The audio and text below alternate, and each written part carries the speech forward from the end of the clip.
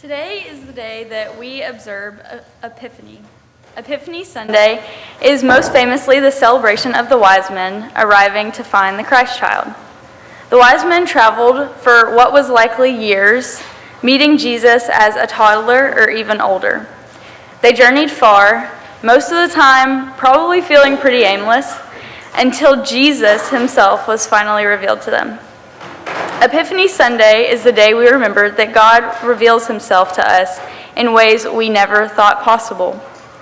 I've had my fair share of Epiphany moments, times I've seen God, heard God, and felt God moving me.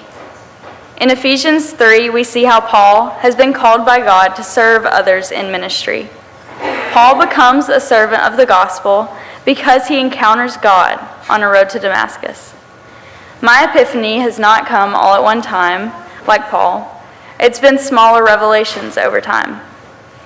Just a month ago, I was part of a team of 15 students and BSU staff from Ole Miss, all working in a small church called Swerve Church in Brooklyn. Danny, the pastor at Swerve, had grown up in that neighborhood and wanted to serve his community. He thought no better way to do it than to seek to meet needs there and share the life-giving gospel. One cold afternoon, we set up a table in front of Swerve Church with hot dogs, popcorn, and hot cocoa to hand out to people passing by. We opened the church doors to let kids who were just getting out of school come in and have their nails painted or to do some Christmas crafts. So many sweet kids came through that afternoon, but one of them stayed longer than anyone else. King, a young autistic boy in the neighborhood, came in with his mother that afternoon. King was full of energy and so much joy. He led us in a nearly hour-long dance class that consisted of us running around in circles with our instructor yelling at us, "Good job! Wait, no, you're doing it totally wrong, stop." All while we danced with King, his mother spoke to the children's ministry director, Melissa. The mother had been struggling to find a place that was able to care for her son well, or knew how to support autistic children.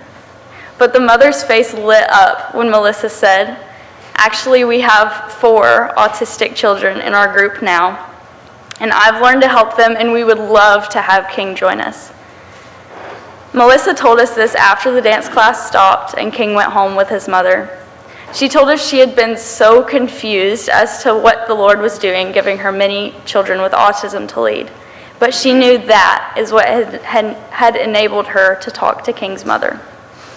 I've learned from this trip, as well as other ministries, that loving your community and serving them looks very similar to the ways that you would love and serve your family. No, those strangers might not be related to you, or know your name, or even trust you yet, but Jesus showed that kind of radical love. We are called to plant seeds that we may not see grow, and we are called to love our neighbor. Many of you supported me financially and through prayer so that I could go on this trip, and I just want to say thank you. That was great.